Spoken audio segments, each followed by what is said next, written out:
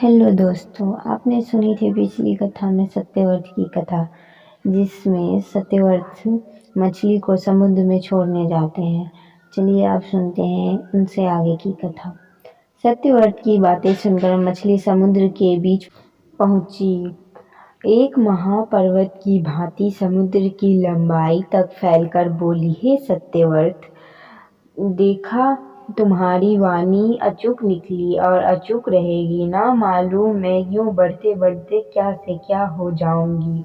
सत्यव्रत ने हाथ जोड़कर प्रणाम किया और उसकी स्तुति करने लगा। मत्स्य अवतार वाले, हे नारायण, आप रक्षा की मांग करने आए और मेरी रक्षा करने के लिए आपने मत्स्य अवतार लिया।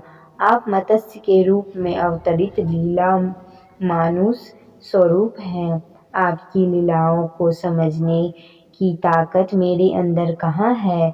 इसके जवाब में मत्स्य अवतार में रहने वाले विष्णु ने कहा, हे राजन, 7 दिनों के अंदर कालपांत होने वाला है। प्रलय काल के जल में सारी दुनिया डूब जाएगी, लेकिन ज्ञान, औषधियों और बीजों का नाश नहीं होना चाहिए। तुम्हारे वास्ते एक बड़ी नाव गहरे अंधेरे में चिराग की तरह जलती आएगी। उसके अंदर 7 ऋषि होंगे। वह रोशनी उन्हीं लोगों की है। तुम अपने साथ औषधियों और बीजों के ढेर को नाव में पहुंचा दो। मेरे सिर पर जो सिंह है उस पर नाव को कस थामे रहूंगा और उसके डूबने से मैं बचाऊंगा। इसी के वास्ते मैंने इस रूप में अवतार लिया है। इस वक्त ब्रह्मा निद्रा में निमग्न है। उनके जागने तक यह नाव ध्रुव नक्षत्र को दिशा सूचक बनाकर यात्रा करेगी। अगले कल्प में तुम वैवस्वत के नाम से मनु बनोगे। सत्यव्रत ने विष्णु की आज्ञा को सिरोधार्य कर नतमस्तक होने प्रणाम किया। मत्स्य अवतार अपने 4 पंखों को फराते ऊंची लहरों में चीरते समुद्र के अंदर चला गया। ब्रह्मा गहरी नींद सो रहे थे। अंधकार में प्रलय तांडव हो रहा था। हयग्रीव नामक सोमकासुर समुद्र तल से ऊपर आया, फिर अचानक चमगीदड़ की तरह ब्रह्मा के सत्यलोक में उड़कर चला गया। ब्रह्मा जब नींद के मारे पहले जमाइयाँ ले रहे थे, तब उनके चारों मुखों में सफेद, लाल, पीले और नीले रंगों में चमकने वाले 4 वेद बाहर निकले और नीचे गिर गए। हयग्रीव ने उन वेदों को उठा ले जाकर समुद्र के अंदर छिपा दिया। हयग्रीव देवताओं और विष्णु का भी जबरदस्त दुश्मन था। वेदों के बिना ब्रह्मा सृष्टि की रचना नहीं हो सकते थे। हर एक कल्प में विष्णु अच्छाई को बढ़ावा देकर उसका विकास करना चाहते थे। उनके इस विकल्प को बिगाड़ देना ही हयग्रीव का लक्ष्य था। प्रलयकालीन समुद्र पृथ्वी को डुबो रहा था। उस वक्त सत्यव्रत को उस गहरे अंधेरे में दूरी पर नक्षत्र की तरह टिमटिमाने वाली रोशनी में एक नाव दिखाई दी। वह इस 7 ऋषियों की क्रांति से भरी नाव थी। सत्यदेव ने औषधियों तथा बीजों को नाव के अंदर पहुंचा दिया और नारायण की स्तुति करते उसी नाव में यात्रा करने लगा। सत्यव्रत की नाक पर एक लंबा सींग था। नक्षत्र की तरह चमकने वाले उस सींग से लिपटकर एक महासर्प प्रलयकालीन आंधी को निगल रहा था। मत्स्य अवतार अपने पंखों से लहरों को रोकते समुद्र को चीरते नाव को सुरक्षित ले जा रहा था। ध्रुव नक्षत्र को मार्गदर्शक बनाकर वह नाव फूल की तरह तीरते आगे बढ़ रही थी। समुद्र के गर्भ में छिपाए गए वेदों को पहरा देते सोमकासुर समुद्र के भीतर टहल रहा था। चारों वेद 4 शिशुओं के रूप में बदलकर किलकारियां कर रहे थे। मत्स्य अवतार वेदों की खोज करते हुए आगे चल पड़ा। मत्स्य अवतार को देखते ही सोमकासुर घबरा गया और फिर हिम्मत बटोरकर वह अपना कांटों वाला गदा हाथ में ले जूझ पड़ा। उस समय तक विष्णु का अवतार मत्स्य के रूप में कमर तक हो गया था। उसमें चारों हाथ निकल गए थे। देखते ही देखते मत्स्य अवतार और सोमकासुर के बीच भीषण लड़ाई छिड़ गई। सोमकासुर समुद्र तल में पहुंचकर भागने लगा। इस पर विष्णु ने अपने चक्रों से उसके टुकड़े टुकड़े कर दिए। विष्णु के रूप में स्थित वेदों को अपनी बगग में दबाकर पानी के ऊपर आ गए। वो चारों शिशु विष्णु के कंठहार में शोभा देने वाले श्रीवत्स तथा कौस्तुभ मार रहे थे। चारों बच्चे सफेद, लाल, पीले व नीले रंग की क्रांतियों से चमक रहे थे। विष्णु के हाथों में शंख और चक्र शोभायमान थे। विष्णु के मत्स्य अवतार को देख ऋषि और सत्यव्रत तन्मय हो हाथ उठाकर उनकी स्तुति करने लगे। प्रलय तांडव शांत हो गया। जहाँ तहाँ भूमि दिखाई देने लगी थी। नाव भी अपने लक्ष्य पर पहुंच गई। ब्रह्मा के दिन और रात का समय बराबर था। उनका निद्रा का समय पूरा होने वाला था। आसमान में प्रकाश की किरणें फूट रही थी। नया कल्प शुरू हो रहा था। सरस्वती देवी पहले जाग उठी। उन्होंने अपनी वीणा पर भूपाल राग का आलाप किया। ब्रह्मा जाग उठे। उन्हें लगा कि उनके चारों सिरों में कोई अशांति फैली है। फिर परख कर देखा वेद गायब थे। इसी चिंता में ब्रह्मा कुछ परेशान थे। तभी विष्णु ने मत्स्य अवतार में प्रत्यक्ष हो उनके हाथ में वेद सौंप दिए। ब्रह्मा ने विष्णु के मत्स्य अवतार को भी भरकर देखा। तब अपने हाथ जोड़कर चारों मुखों से उनकी स्तुति की। हे नारायण, जो व्यक्ति आपके मत्स्य अवतार का ध्यान करता है उसकी सारी विपदाएं इस तरह हट जाएगी जैसे प्रलय के रूप में उपस्थित सारी विपदाएं दूर हो जाती है और उनका अज्ञान रूपी हट जाएगा। विष्णु के द्वारा मत्स्य अवतार लेने का कार्य सफल हो गया था, इसलिए वो अंतर्ध्यान होकर अपने निवास वैकुंठ में पहुंचे।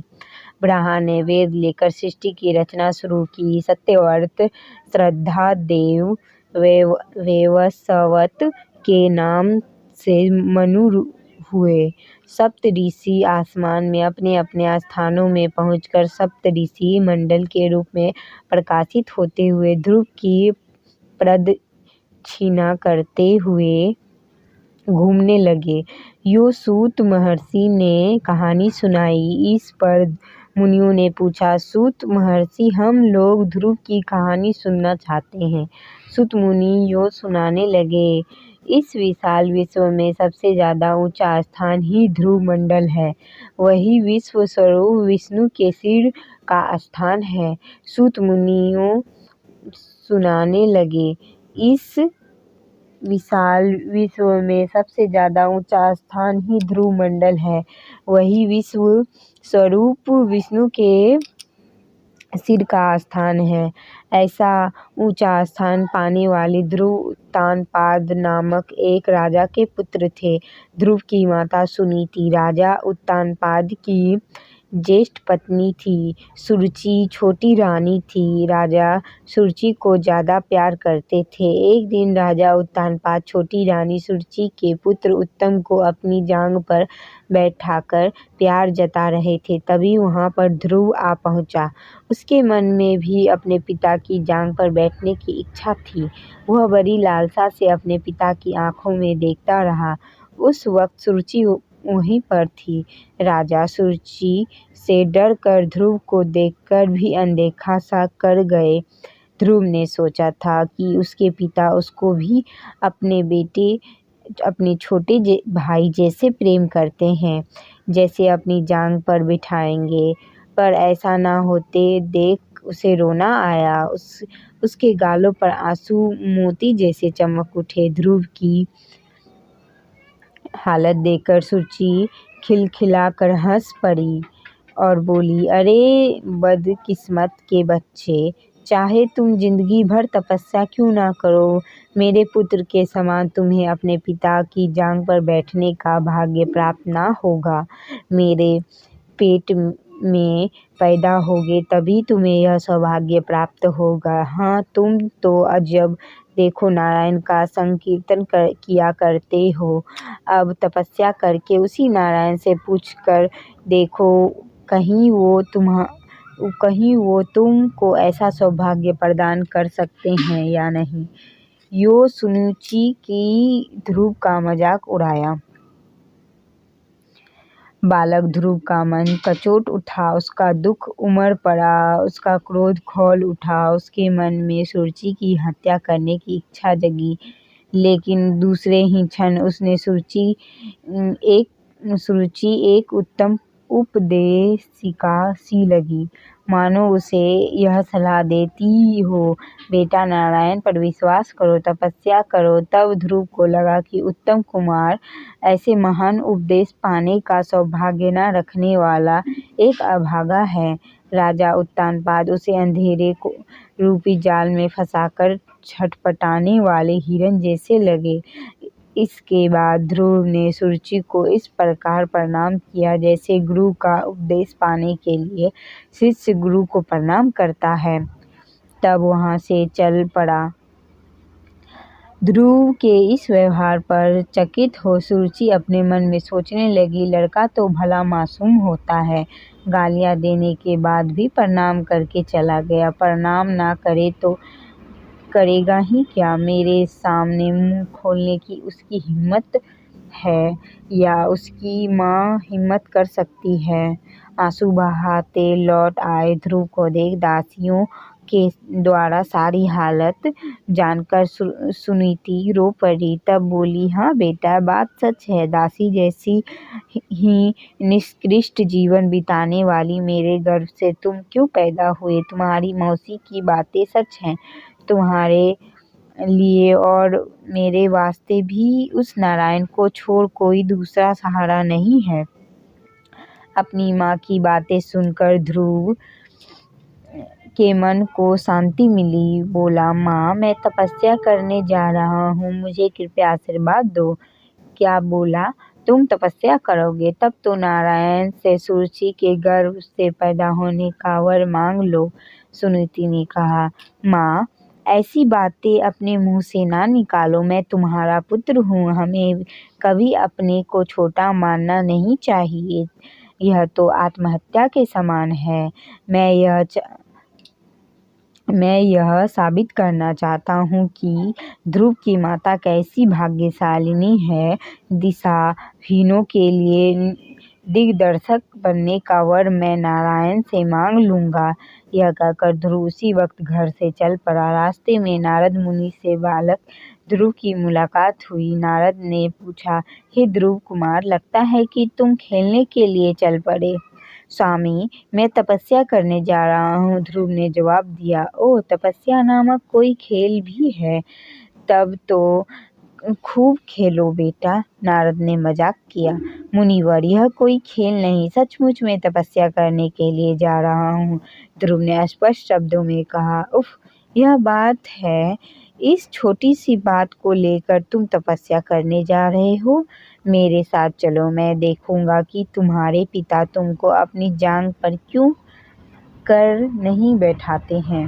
नारद ने कहा, स्वामी, मैं किसी की दया नहीं चाहता, सबसे उत्तम नारायण का अनुग्रह मुझे चाहिए। इसी वास्ते मैं तपस्या करने के लिए जंगल में जा रहा हूँ, ध्रुव ने कहा। तपस्या करना कोई हंसी खेल की बात नहीं बेटा। जंगल में शेर, बाघ वगैरह खूंखार जानवर होते हैं।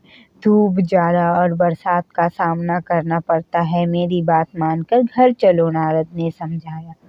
मुनिवर, मैं क्षत्रिय हूँ, अपनापन अपमान सहते हुए जिंदा नहीं रह सकता। क्या आप मुझे कायरता की दवा पिलाने आए हैं? ध्रुव ने पूछा। बेटा ध्रुव, मैं तुम्हारा ढूंढ निश्चय जानने के लिए ही ये बातें कही। एक जमाने में मैंने भी अनाथ बालक बनकर उन अनेक अपमान और अत्याचार का शिकार हो अंत में तपस्या की थी। तुम मधुवन में जाकर ओम नमो नारायण का जप करते तपस्या करो। मैं तुमको आशीर्वाद देता हूँ, अपने कार्य में सफल होकर लौट आओ, नारद ने समझाया। ये बातें सूत मुनि के मुंह से सुनकर मुनियों ने पूछा, मुनींद्र, नारद ने अपना और अत्याचारों का सामना कैसे किया? नारद का वृत्तांत सुनाने का कुतूहल हमारे मन में पैदा हो रहा है। अध्याय 2 समाप्त हुआ। अब मिलते हैं अध्याय 3 में नेक्स्ट वीडियो में। तब तक के लिए राधे राधे। चैनल को लाइक, कमेंट एंड सब्सक्राइब जरूर करें।